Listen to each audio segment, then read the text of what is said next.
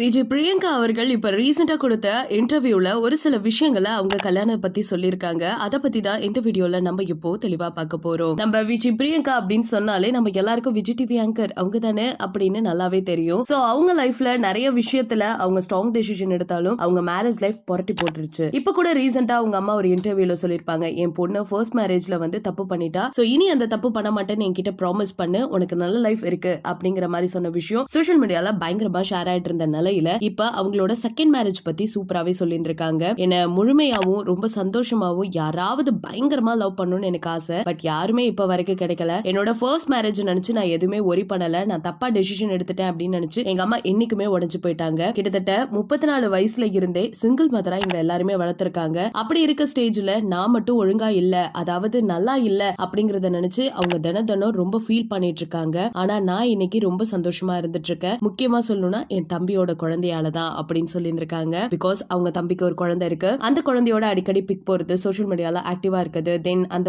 குழந்தையாலதான் இன்னைக்கும் சர்வே பண்ணிட்டு இருக்கேன் அப்படிங்கிற மாதிரி பிரியங்கா சொல்லியிருக்காங்க. இதுல இருந்தே ஒரு சின்ன விஷயம் தெரியுதுன்னு நினைக்கிறேன். அவங்க குழந்தைக்கு ஏக்கமா இருக்காங்க அப்படின்னு சொல்லிட்டு நிறைய பக்கெட் லிஸ்ட் அவங்க வச்சிருக்காங்களாமா. இப்ப ரீசெண்டா வந்து அர்ச்சனா கூட இன்டர்வியூல இருக்கும் பொழுதுதான் சொல்லியிருந்தாங்க. அந்த பக்கெட் லிஸ்ட்ல இப்ப என்னென்னு இருக்கோ அது எல்லாத்தையுமே கொஞ்சம் கொஞ்சமா முடிச்சுட்டு வந்துட்டு இருக்காங்களா பிரியங்கா. பிபில போனது, கார் வாங்கினது, மாடி வீடு கட்டினது அப்படின்னு சொல்லிட்டு இப்ப மெயின் திங்கா வந்து அவங்க நிறைய ஒர்க் அவுட் பண்ணிட்டு இருக்காங்களா தனி கோச் வச்சு. சோ அவர் என்ன முடிவுல இருக்காருன்னா கண்டிப்பா பிரியங்காவை வந்து ஒரு ஃபிட்டான ஒரு பர்சன் ஆக்கிடணும் அப்படின்னு சொல்லிட்டு அவரும் செம்ம ஹார்ட் ஒர்க் பண்ணிட்டு இருக்காரு. சோ இப்ப முழுக்க நான் ஹெல்த்ல கான்சென்ட்ரேட் பண்றதுக்கு ஒரே ரீசன் தான், என்னை யாராவது பயங்கரமா லவ் பண்ணும் அப்படின்னா கண்டிப்பா அதுக்கேத்த மாதிரி நானும் ஹெல்த்தா இருக்கணும். சோ அதனாலதான் நான் இப்ப என்னோட ஹெல்த்ல பயங்கரமா கான்சென்ட்ரேட் பண்ணிட்டு இருக்கேன். நீங்களே என்னை பாத்துட்டு இருக்கீங்கன்னு நினைக்கிறேன். ஏஜ் வேற போய்கிட்டே இருக்கு. எனக்குன்னு ஒரு பாப்பா வேணும்ங்கிற ஆசை எனக்குள்ள இருந்துட்டு இருக்கு. ஆனா அது எல்லாத்தையுமே சாட்டிஸ்ஃபைட் பண்ற அளவுக்கு என் தம்பியோட குழந்தை இன்னைக்கு என்ன சர்வே பண்ண வச்சிட்டு இருக்கு. முக்கியமா சொல்லணும்னா அவளாலதான் இன்னைக்கு நான் வாழ்ந்துட்டு இருக்கேன். என்னோட முதல் குழந்தையே அவதான். நான் எப்படி சின்ன வயசுல இருப்பனோ அதே மாதிரியே சுட்டித்தனமா